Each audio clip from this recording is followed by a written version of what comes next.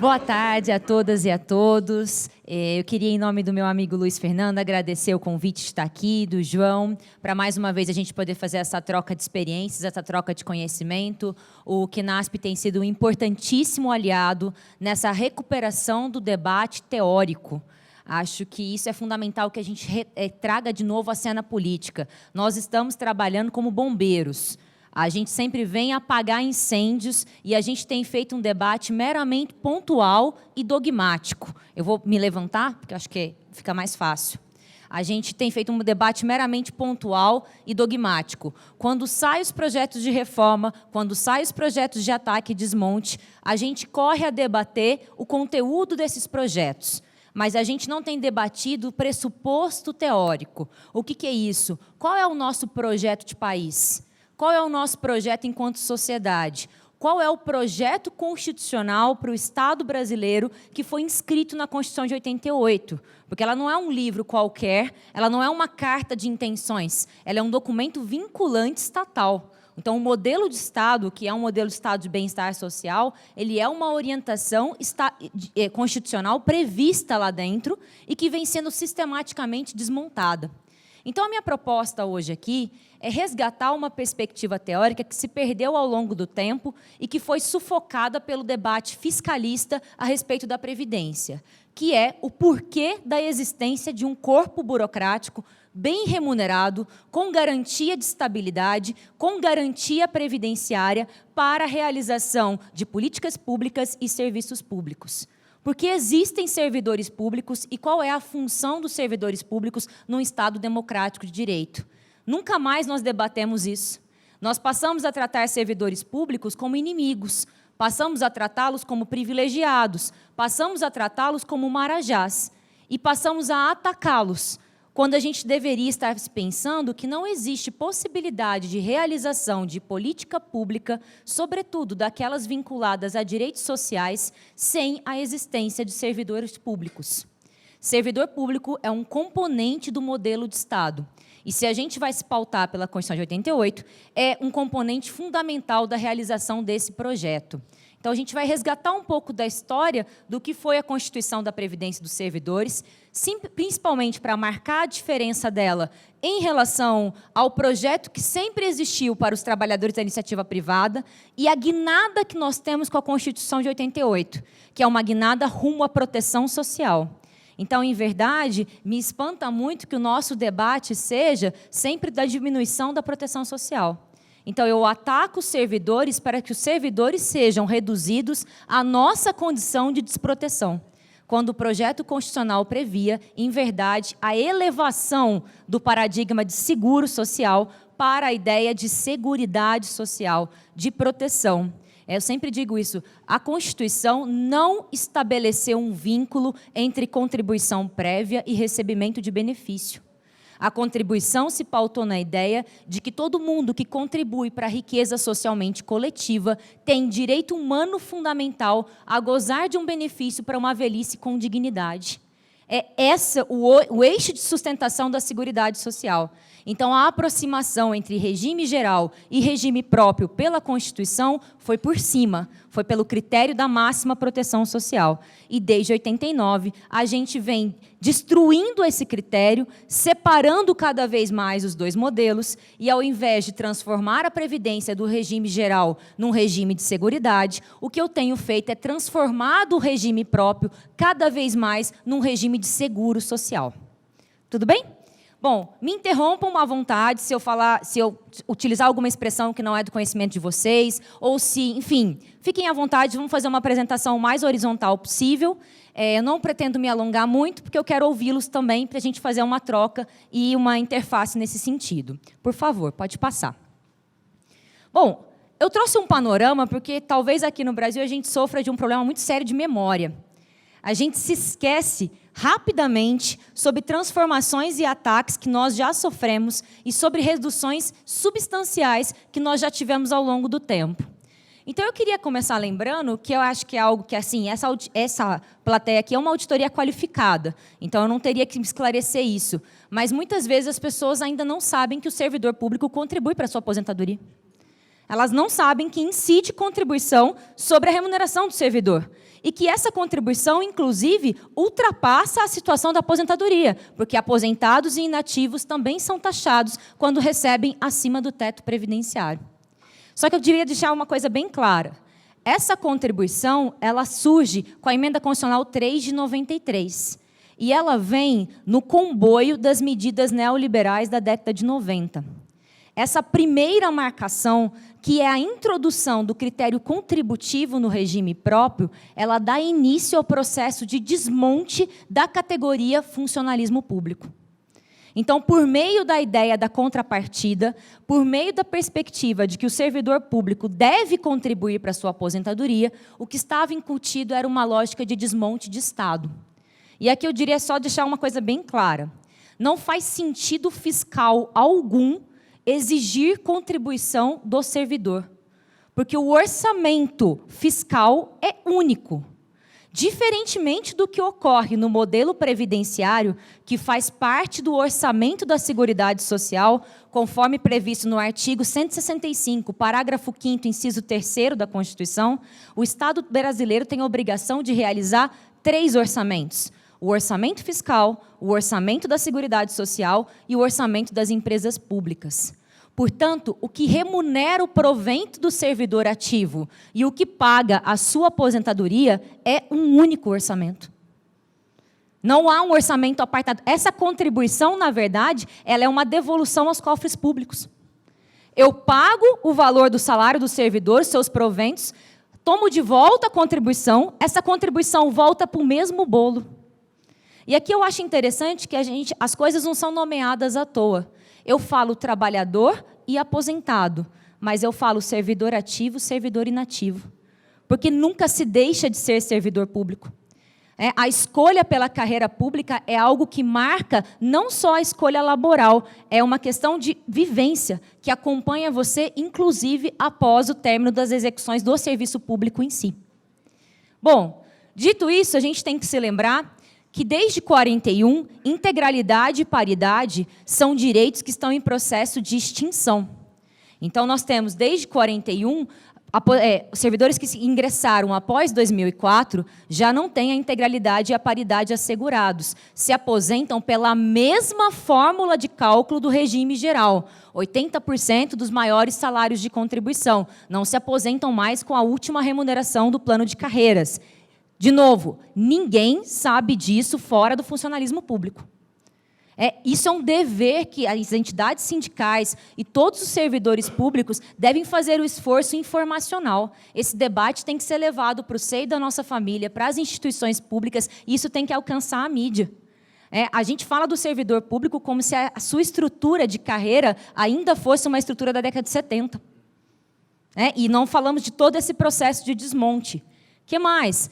Idade mínima. Já existe a idade mínima para aposentadoria no regime próprio. Idade mínimas fixadas em 60 e 55 anos. É possível aposentadoria proporcional em idades abaixo? Sim, mas come um valor substancial das remunerações. O desconto que acontece é muito grande. Então, na verdade, a idade fixada é essa mesmo, 60 e 55, com tempo de contribuição. Então, vejam, aquela aposentadoria híbrida que está sendo proposta na PEC 6 de 2019, ela já vem sendo praticada desde a emenda 41 no serviço público. Só que eu tenho redução nos fatores de idade. Ao invés de 65 e 62, são 60 e 55. Por fim, queria chamar a atenção para isso aqui. Já foi levantado hoje de manhã. A instituição do FUNPRESP, ela coloca um fim à sistemática do regime próprio. A partir de 2002, todos os servidores que ingressaram pós-2002 estão submetidos praticamente às mesmas regras e ao mesmo teto do INSS. Os servidores que desejarem receber a mais devem fazer parte dos fundos públicos de capitalização, a chamada previdência complementar, que eu me recuso a chamar de previdência. Previdência sempre tem como conotação uma ideia de segurança e estabilidade. Se você está apostando a sua aposentadoria no mercado financeiro, isso se chama investimento, não se chama previdência. Chamar de previdência complementar é passar maquiagem no que realmente significa. Então, esses fundos públicos aqui, que até agora tiveram gestões públicas, percebam, o processo de criminalização da política, que foi referido mais cedo pelo companheiro aqui do DIAP, ele também alcança os fundos de pensão. A gestão pelas entidades sindicais e a gestão pelos próprios servidores sistematicamente são acusadas de corrupção, de má gestão, de ineficiência.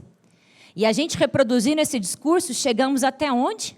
Até a PEC 6 de 2019, que abre a possibilidade de gestão dos fundos públicos por entidades abertas, ou seja, seguradoras e bancos privados. A criminalização da política, o discurso da ineficiência econômica, fez com que nós abríssemos o regime que já era catastrófico, mas que tinha uma segurança mínima em razão de estar fechado ao mercado financeiro. Esse mercado é gigantesco. Por isso eu volto a dizer, essa história de que a capitalização caiu na PEC, isso é uma mentira. Ela não só não caiu, como ela foi aprofundada para os servidores federais e estendida a estados e municípios. Estados e municípios estão fora das regras de aposentadoria, de pensão, mas estão obrigados pelo texto da PEC a instituir fundos de capitalização para os seus servidores, que poderão ser geridos por entidades, por fundos fechados ou fundos abertos. Tudo bem até aqui? Por favor. Isso é um quadro comparativo de todos os direitos e de todas as qualificações que o regime próprio tinha e que foram se perdendo ao longo do ano. Então, na verdade, o regime próprio já foi reformado, né? Eu também odeio essa palavra, quando você reforma alguma coisa, em tese você tem por necessidade, por objetivo, melhorar a funcionalidade dela, melhorar a sua distribuição. O que eu fiz, na verdade, é um desmonte. O que eu fiz foi uma destruição gradual. Então, em 98, eu já tenho uma mudança, em 41, eu tenho o fim da integralidade e da paridade. Alíquotas de contribuição igual ou superior à União, aposentados e pensionistas contribuem sobre a parcela do benefício que excede o RGPS. Essa situação aqui na PEC ela é elevada às últimas consequências. A contribuição normal de 11% sobe imediatamente para 14%, e eu tenho alíquotas alcançando mais ou menos 22%, que a alíquota real vai dar em torno de 16% a 18%. Soma isso com o imposto de renda e o que eu tenho é o efeito de confisco. Na verdade, cerca de 30% do salário do servidor público será confiscado de volta para o orçamento fiscal mediante instituição de contribuições previdenciárias em patamares bastante elevados e também da contribuição do imposto de renda. Pode passar, por favor. Isso daqui, pessoal, tem a ver com aquele artigo que foi referido no slide anterior, e, na verdade, dá um panorama internacional sobre regimes próprios. Porque, muito embora a mídia sistematicamente nos informe que são servidores públicos no Brasil que têm sistemas próprios de aposentadoria, essa é uma característica de todo estado de bem-estar social. O professor Fagnani tem bastante dados no livro que ele está lançando sobre como o gasto com o pessoal do Estado brasileiro é absolutamente inferior à média praticada na OCDE. Estados de bem-estar social têm gasto efetivo com servidores públicos porque políticas públicas demandam servidores para a sua concretização. Portanto, o que o Estado brasileiro gasta com funcionalismo público não está ponto fora da curva, não é uma desgraça, não é uma tragédia. Pelo contrário, está bastante abaixo do que normalmente os países da OCDE gastam. Aí você fala, mas os países da OCDE são ricos. Eu acho engraçado que a gente comparar idade mínima para aposentadoria com a OCDE pode, mas comparar gasto com servidor público não pode. Então, ou é parâmetro de comparação para tudo, ou não é parâmetro de comparação para nada. O que não posso é utilizar de parâmetro quando é interessante para tirar direitos e não utilizar quando é parâmetro comparativo para mostrar que o gasto não é essa rota estrondosa e escandalosa que se tem dito. Só queria mostrar isso aqui. Uma primeira conclusão é que o processo de reformas tendeu a reduzir as diferenças entre regime próprio e regime geral. Só que nós fizemos isso por meio de uma estratégia gradualista. Eu sei que é difícil isso numa sociedade informacional que se rege pelo princípio da emergência, mas previdência é uma política de médio e longo prazo. Não é possível pensar a previdência para os próximos 5 anos. A política previdenciária e as alterações feitas nela não surtem efeito só nessa geração.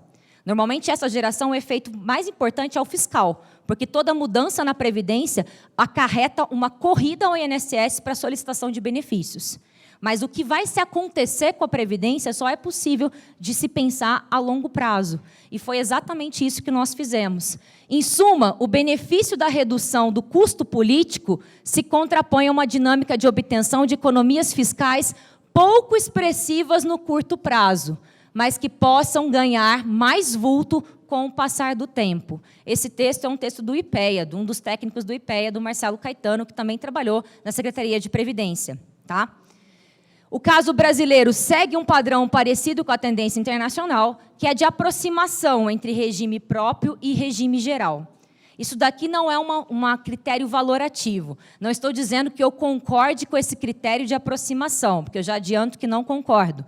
Ele tem sido feito por um critério de redução de direito. Isso aqui é uma apresentação de fato. O Estado brasileiro está caminhando na mesma direção que os outros estados, promovendo reformas que acentuam a característica de seguro do regime próprio. E isso já foi feito e foi adotada uma estratégia gradualista, em que eu tenho menor resistência popular, porque as regras não valem para quem já está jogando o jogo. As regras valem para quem ainda vai entrar no jogo. Por isso que a gente diz, o estoque de benefícios geridos pela paridade, pela integralidade, ele tende a diminuir. Porque, acreditem, as pessoas morrem. E seus dependentes também morrem. Então, quem tinha direito à integralidade e à paridade vai morrer ao longo do caminho e, portanto, a trajetória fiscal, por favor, passa para mim, é essa. Esse gráfico não é meu, não é da Fatorelli, não é da Fagnani. Esse gráfico faz parte da memória institucional do Estado brasileiro. Esse gráfico foi apresentado pelo governo no momento da apresentação da lei que regulamentava o FUNPRESP. Essa daqui foi a promessa feita para a aprovação do FUNPRESP. Essa daqui foi a argumentação para que o FUNPRESP fosse aprovado.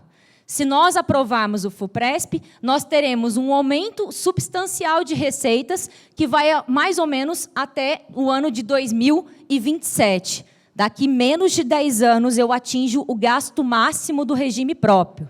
Em 2041, eu atinjo o ponto de equilíbrio. E atenção, cuidado com o gráfico, porque ele engana. O que está para baixo é superávit.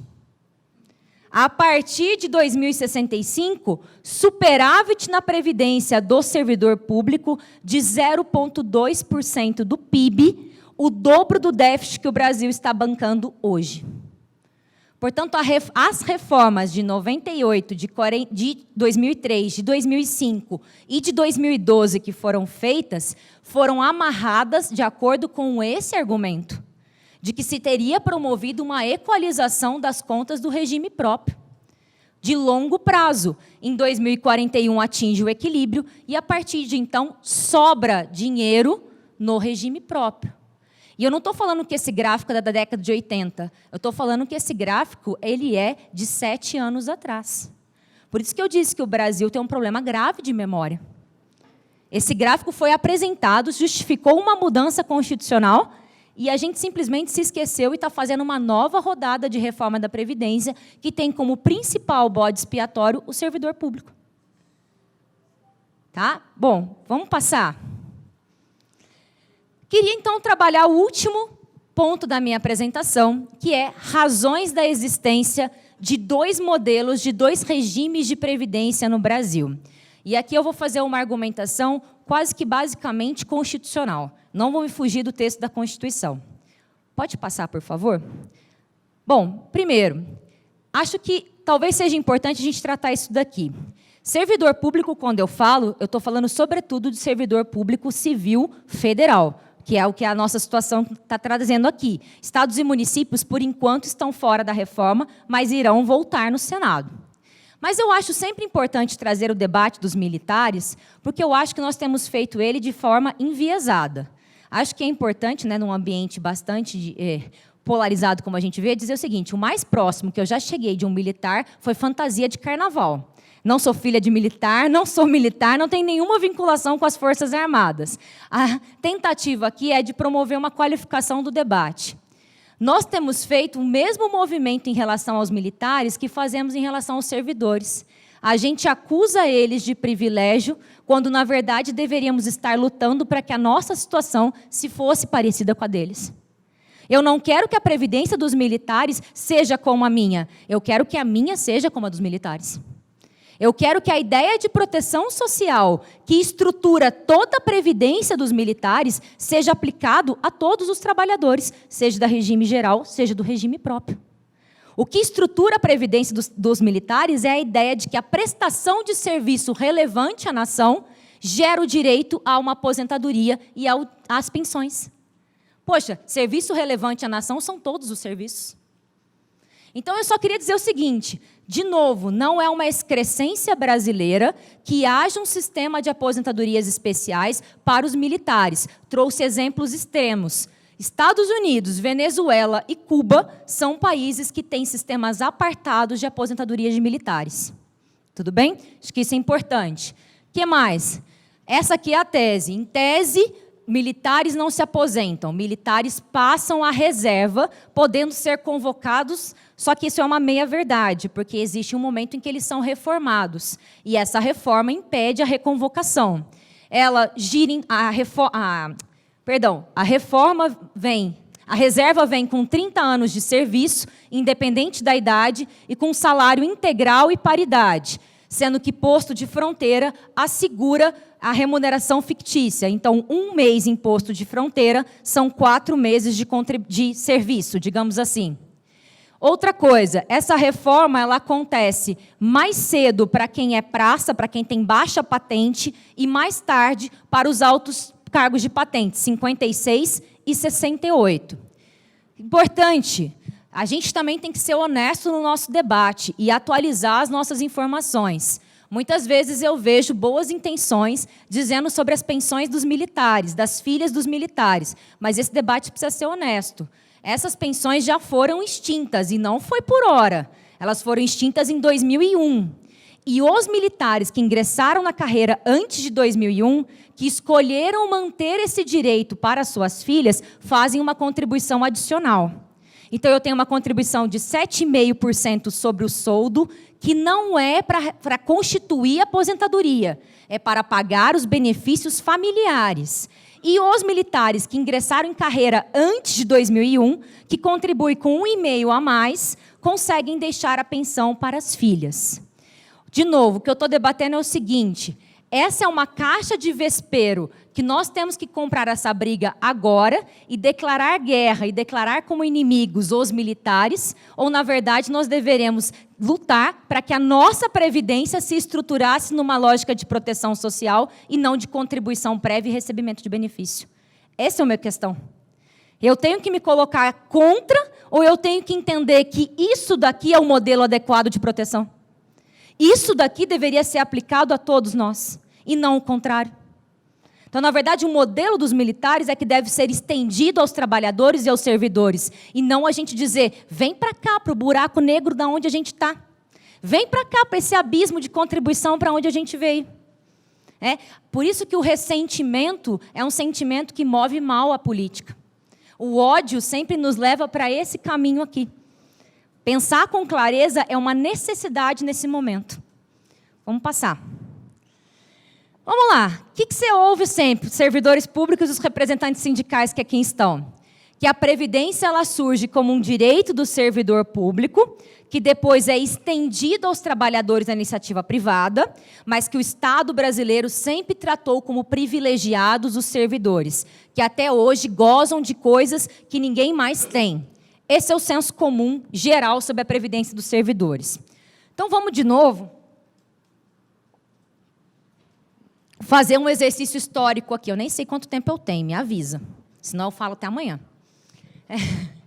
Bom, a previdência dos servidores, como marco histórico, a gente tem a criação do IPASE. Alguém talvez se lembre disso.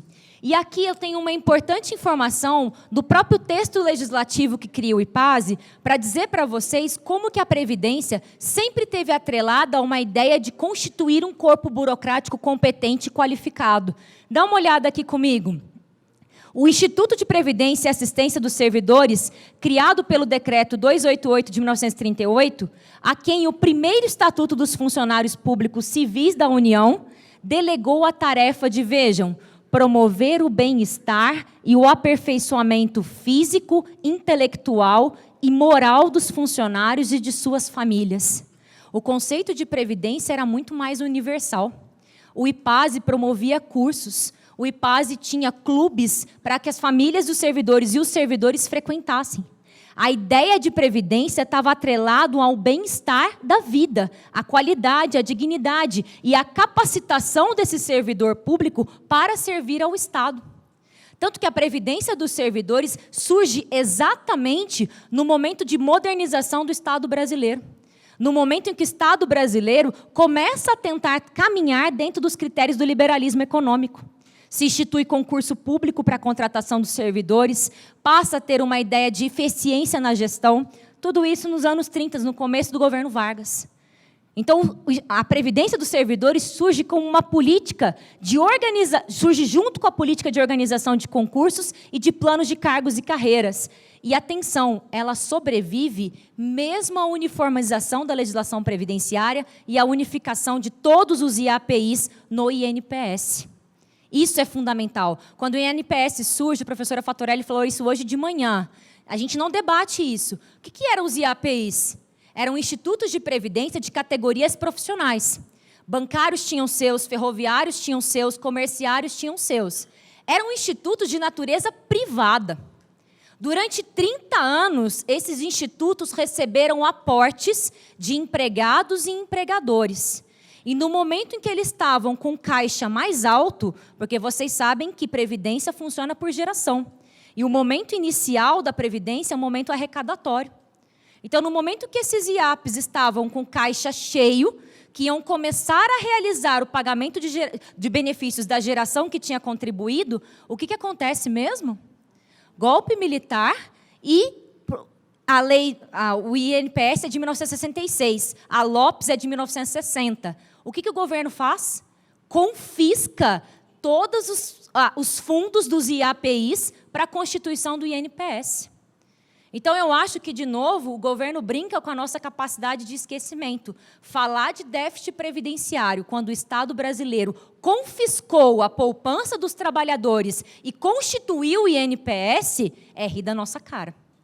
É rir da nossa falta de memória histórica. O que deu origem à Previdência foi a poupança dos trabalhadores, que estava no INPS, um dinheiro para o qual nunca foi prestado contas. E a professora Fatorelli mostrou aqui hoje. Para que foi usado mesmo essa poupança? Não foi para melhorar as condições de vida da classe trabalhadora, nem aumentar o valor dos benefícios. Foi para financiar Brasília, criar a Ponte Rio-Niterói, abrir a Transamazônica, edificar Itaipu. As grandes obras do governo foram financiadas com o dinheiro da Previdência. A Previdência foi o principal sócio do milagre brasileiro. E disso a gente não fala. Bom, vamos continuar. Pode. Vamos lá, então. O que é isso aqui? Vejam só. Então, esse modelo de previdência que o IPASE sobrevive, mesmo após a unificação, ele vem da ideia de que a previdência dos servidores públicos representa um importante mecanismo de sedimentação da carreira de todos aqueles responsáveis pela realização dos serviços prestados pelo Estado, ajudando a consolidar o referencial axiológico valorativo que o diferencia da oferta e execução pelo mercado. Política pública não é a mesma coisa que oferta de serviços pelo mercado. Por isso que dá chabu usar o critério da eficiência econômica para analisar o SUS. SUS não tem que ter eficiência econômica. SUS tem que ter outras modalidades de eficiência. É necessário que a política pública seja bem gestada para que os seus recursos sejam aplicados na devida importância. Mas gerar lucro? Vocês viram hoje, de novo, pela manhã, as nossas falas são complementares. Se eu digo que o sistema de seguridade social produziu superávit, na nossa vida, isso significa que sobrou dinheiro e faltou cirurgia no SUS, faltou UTI neonatal, faltou concessão de aposentadoria. Sobrar dinheiro em política pública num país dos nossos níveis de desigualdade significa uma política de genocídio. Não tem outro nome. Sobrar dinheiro em Seguridade Social significa que aquilo que poderia ter sido melhorado na vida da população foi poupado e direcionado para juros e pagamento da dívida. Bom, o que mais? Isso aqui eu acho importante. Quando a aposentadoria surge, a primeira vez que o termo aposentadoria é citado numa Constituição, é na Constituição da República Brasileira, em 1871. A Previdência nasce marcada com o critério da República. E se diz o seguinte: a aposentadoria será devida ao servidor que se tornar inativo nas funções do Estado. Então, a aposentadoria nasce com a marca de uma retribuição aos serviços prestados ao Estado. Isso é característico de um Estado de direito. A proclamação da República, orientada pelo positivismo jurídico, por uma série de movimentos, ela nasce com esse signo. A Previdência é uma retribuição à prestação de serviços públicos ao Estado. E, por fim, pessoal, o que eu disse no começo da fala, um corpo burocrático, bem remunerado, com estabilidade e com garantias previdenciárias, não é um privilégio, é um direito de cidadania dos brasileiros e das brasileiras. Só há possibilidade de se exigir o cumprimento dos princípios da administração pública, artigo 37 da Constituição, legalidade, moralidade, impessoalidade, se este servidor está protegido do assédio do poder econômico. Se este servidor está protegido do assédio da política. Se ele não tem que se preocupar que a mudança nos seus gerentes políticos impactará ou não na sua carreira. Isto é garantia, não só do servidor, mas de toda a população que é por ele atendida. Vamos continuar. Estou finalizando já. Por favor. Pode passar. Para terminar, queria trazer isso daqui. Eu não quero nem fazer uma interpretação teórica.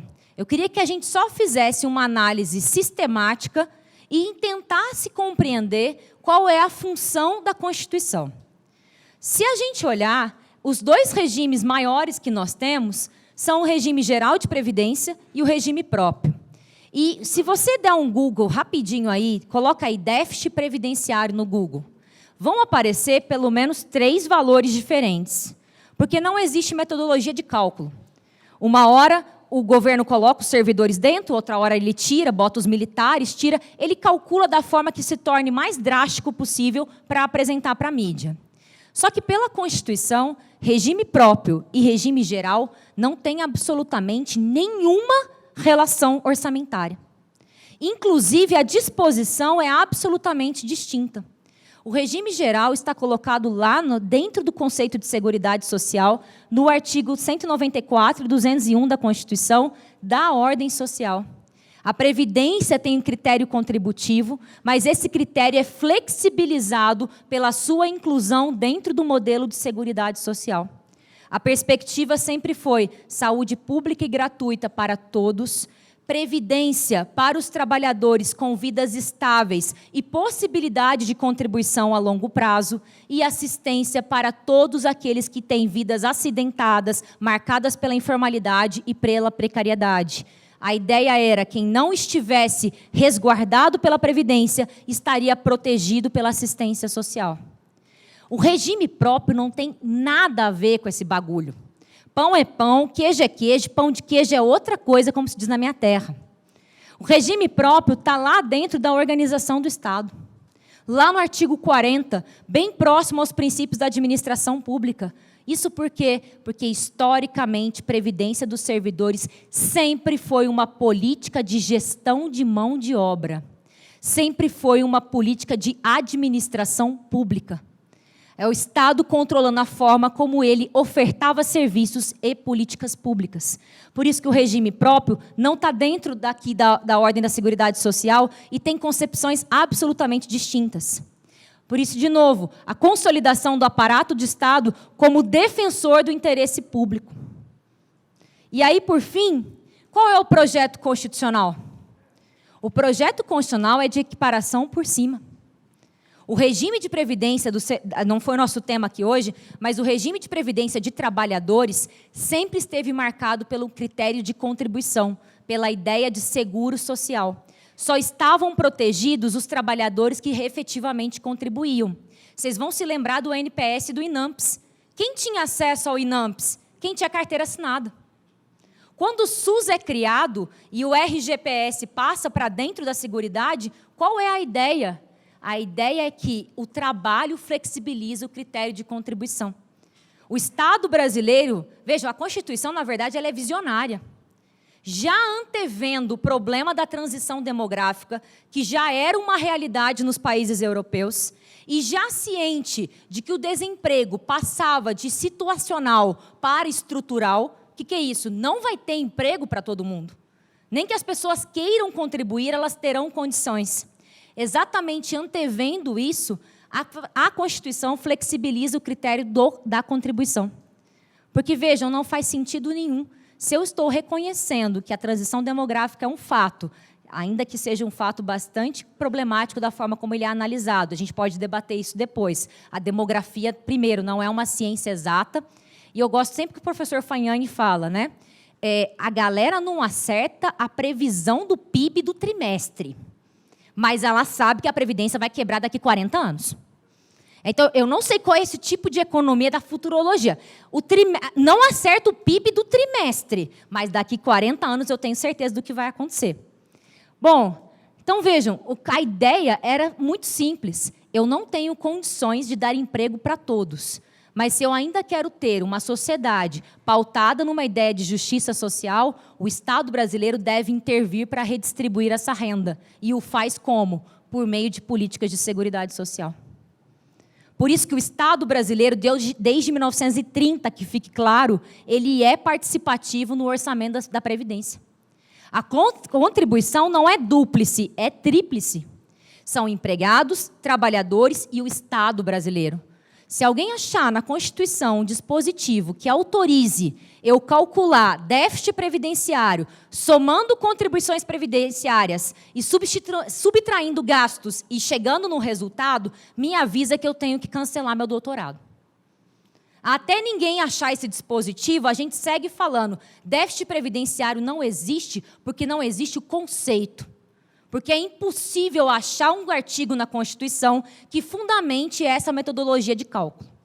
Então, enquanto essa Constituição existir, eu posso dizer com tranquilidade, déficit previdenciário é uma falácia contábil, é uma mentira, é uma enganação contada para que a gente continue perdendo direitos. Não existe outra justificativa. Passa para mim. Como é que essa lógica aqui funciona? O que a gente tem feito é a equiparação pelo avesso. Na verdade, ao invés de flexibilizar o critério de contrapartida, eu tenho levado equilíbrio financeiro e atuarial para dentro do regime próprio. Então, eu não tenho levado o sistema geral para próximo do sistema próprio. Eu tenho rebaixado o sistema próprio para próximo do sistema geral. É essa a rodada de reformas que nós temos. E vejam, os servidores públicos são sempre os novos velhos vilões. Toda reforma da Previdência começa com um texto unificado, que vai atingir trabalhadores e servidores. A partir do momento que a resistência popular cresce, eu segmento isso. E eu começo a apresentar o servidor como privilegiado, como marajá, e utilizo a sua aposentadoria como barganha política. O ressentimento e o ódio ocasionado dentro da própria classe trabalhadora é o que justifica a primeira rodada, que destrói o regime próprio. Só que, atenção, até hoje, nenhuma mudança do regime próprio não rebateu, na sequência, no regime geral. Eu vou te contar como acontece, você me fala se você se lembra, mais ou menos assim. Começa com, servidor público é um marajá, mama na teta do Estado, o Estado brasileiro está com déficit fiscal por conta do seu gasto com o pessoal. Reforma da Previdência, bota os servidores lá no chão, todo mundo comemora. Passa 2 anos. Como é que vem ao contrário? Servidor público, esse sujeito capacitado, que prestou um concurso público e está dentro do Estado para prestar serviços à população, se aposenta dessa forma. Portanto, não é justo que você, trabalhador, que sequer prestou um concurso público, se aposente da mesma forma. Aí eu reformo o regime geral e desço o seu patamar protetivo. Faz 30 anos que estão fazendo esse joguinho bonitinho com a gente e faz 30 anos que a gente está caindo nele. Eu reformo o regime próprio, na sequência eu reformo o regime geral, jogando trabalhador contra trabalhador. Quem está muito feliz e satisfeito são as instituições financeiras e os capitalistas que agradecem a nossa guerra de nós contra nós mesmos. E, por fim, queria dizer que, ao contrário, também acontece. A equiparação pelo avesso. Então, eu queria dizer que os servidores públicos, para além de ficarem muito atentos a essa reforma da PEC, que eu acho que vocês estão cientes que as pequenas emendas que aconteceram ao longo da votação na Câmara dos Deputados disseram respeito exclusivamente ao regime geral. O regime próprio, o desmonte, continua integral. Não houve um passinho para trás. Só que, para além disso, fiquem de olho na medida provisória 871, que agora já foi transformada em lei, Lei 10.846 de 2019, de junho de 2019.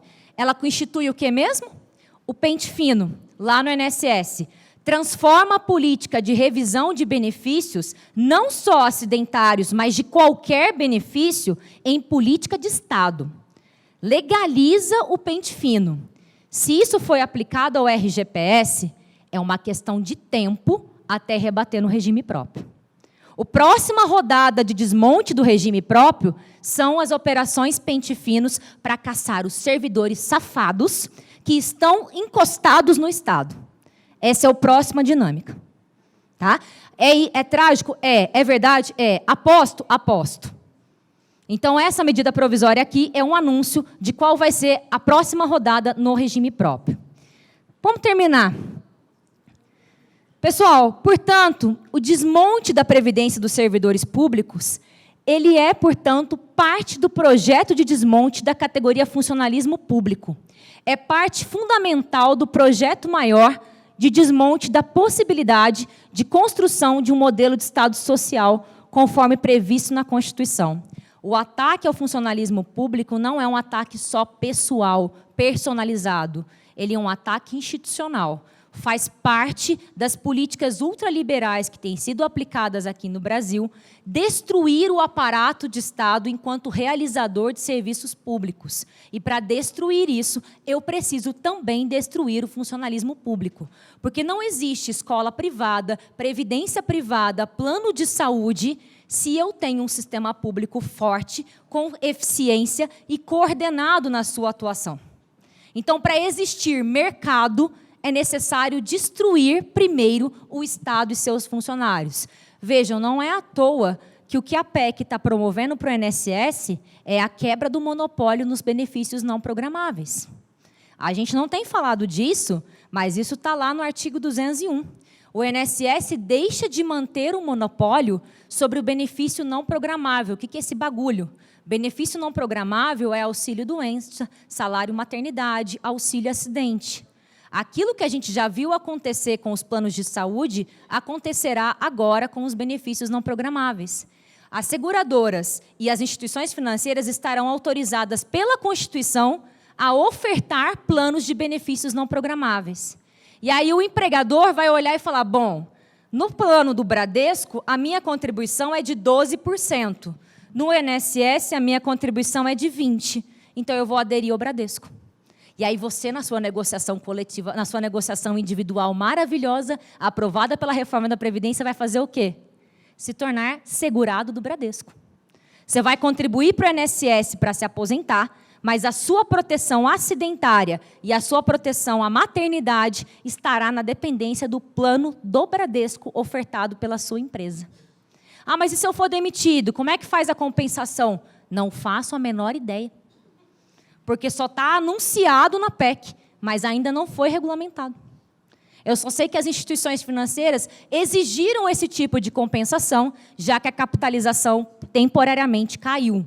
Mas já está voltando, fiquem tranquilos, em PEC paralela, foi uma promessa do ministro Onyx. Então, após a reforma, tem capitalização ainda para a gente debater. Pode, por favor, deixa eu só ver se eu queria ver se eu tenho mais um slide.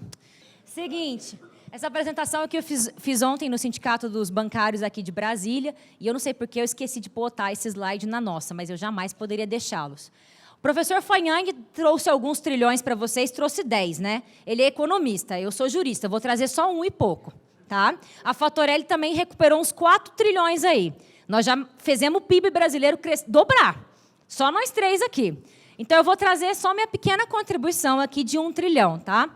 Esses dados aqui estão disponíveis para quem quiser olhar depois no Le Monde Diplomatique de maio de 2019. A reportagem completa está lá. Dá uma olhadinha. De acordo com a Procuradoria-Geral da Fazenda Nacional, em 2015, está desatualizado, então, 18 mil pessoas, mais ou menos, físicas e jurídicas, possuíam dívidas de imposto de propriedade rural de mais de 10 milhões com a União. Juntas, essas dívidas somavam 1 trilhão e 200 bilhões. 18 mil pessoas, um bairro em Brasília, deviam 1,2 trilhões de reais em ITR. Coisa que você nem paga, porque você não tem terra. Os caras conseguiram dever mais de 10 milhões cada. Primeiro ponto. Entre os devedores, 4 mil pessoas, não vamos cobrar 18, não. 18 mil dá muito trabalho, é muita gente. Vamos cobrar só 4. 4.013 pessoas físicas e jurídicas, também detentoras de terra, possuíam dívida acima de 50 milhões. Meu filho, o que você não tem na sua vida, esse povo deve.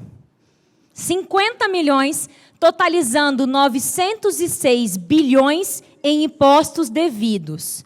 906 bilhões em 2015, já bateu 1 trilhão em 2019. Então, a gente precisa cobrar só 4.013 pessoas. Acho que a gente dá conta. Mas pode ser menos. Vamos diminuir. 80, tá bom? Acho que a nossa sala aqui, mais uma galerinha. 80 pessoas físicas ou jurídicas devem acima de 1 bilhão de reais para a União. Somada, essa dívida era mais de 200 bilhões. 80 pessoas devem 200 bilhões. Isso equivale a 39% da sonegação fiscal no Brasil. Ah, a sonegação fiscal é um perigo. Se eu cobrar 80 pessoas, eu recupero 40% do que é sonegado fiscalmente no Estado brasileiro. De novo, eu vou repetir esse número sempre. 80 pessoas. Tá?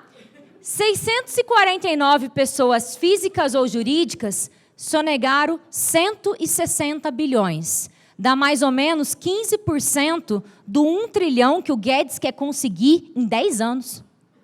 Pega um 15% agora. Promoção ilimitada, aqui, ó, 649 pessoas. Só hoje nas Casas Bahia.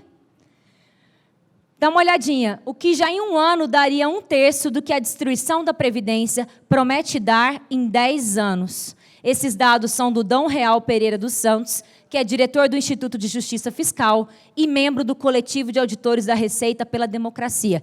Vejam, auditores da Receita não são membros do Partido Comunista. Tá? Acho que é importante a gente deixar isso claro. E aí, pessoal, para finalizar mesmo a minha fala, como está difícil ultimamente a gente conseguir um consenso intelectual, como todas as pessoas são suspeitas, todas elas são ideológicas, eu resolvi trazer alguém em homenagem ao nosso presidente, que se diz cristão, né? Que se diz assim, muito afeto à religiosidade. Então, já que ele gosta tanto de confundir o público com o privado, eu vou me permitir isso, só para a gente ter um consenso. Então, eu vou terminar com a fala de Chiquinho, o Papa Francisco. Tá? Papa Francisco, em junho de 2019, quentíssima, na cúpula pan-americana de juízes da Pontifícia Academia de Estados Sociais. Atenção! O sistema político-econômico, para o seu desenvolvimento saudável, necessita garantir que a democracia não seja somente nominal, mas sim que possa se ver moldada em ações concretas que velem pela dignidade de todos os seus habitantes, sob a lógica do bem comum, em um chamado à solidariedade e uma opção preferencial pelos pobres. Isso exige que os esforços das máximas autoridades e, por certo, do Poder Judicial, para reduzir a distância entre o reconhecimento jurídico e a prática do mesmo. Atenção! Não há democracia com fome, nem desenvolvimento com pobreza, nem justiça na desigualdade. Eu sempre brinco o seguinte, a reforma da Previdência não é um debate sobre crescimento econômico ou não crescimento. Ela é um debate sobre civilização ou barbárie. É sobre isso que a gente está debatendo. E eu sempre gosto de terminar com uma pergunta interessante. Levando em conta que a taxa demissional no Brasil gira em torno de 40 a 45 anos, dado o preconceito etário de que esse trabalhador não é mais produtivo, e que as idades mínimas serão fixadas em 62 e 65 anos, durante esses 20 anos, qual é o projeto do Estado brasileiro para essas pessoas? Do que elas vão viver? Do que elas vão sobreviver, elas e as suas famílias? Se a gente não tem essa resposta, talvez seja importante a gente pensar para onde a gente está caminhando. A destruição da Previdência Social, ela não vai resolver o problema fiscal, ela vai agravá-lo, ela vai terminar de quebrar o Brasil e ela vai trazer a situação de tragédia social plena e instável. E o primeiro passo é destruir servidores públicos, porque são categorias que ainda hoje representam importante resistência a esse projeto de desmonte. Então, convido a vocês a gente continuar refletindo. Esse não é um trabalho dos próximos anos, esse é um trabalho das próximas décadas. O fundo do poço que a gente não atingiu ainda, ele não é uma coisa que a gente vai conseguir sair facilmente. Derrotar Bolsonaro é uma parte do que tem que ser feito. Mas a gente tem que construir uma nova utopia. E uma nova utopia democrática só se faz com informação de qualidade. Então, acho que esse seminário se presta a isso. Eu espero ter contribuído de alguma forma e agradeço a atenção de todos e todas.